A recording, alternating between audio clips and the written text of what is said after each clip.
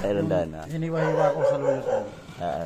Ito na tala, may saluyot na pinapakita mo kaninang masustansya. Ito yung aming ulam ng tanghalian. Ganyan, pagkaluhaluin. Puro dahon na. Nakasalang na yun. Talong o sitaw.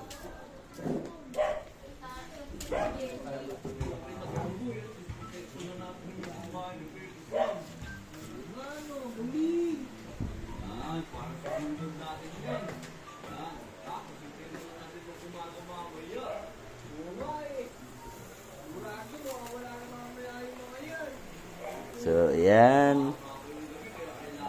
Halo-halo na yan. May talong, may okra. So, at ito ang aming almusal yan. Sinangag na kanin na maraming bawang. So, yan. At mamaya-maya, ilagay na namin yung saluyot.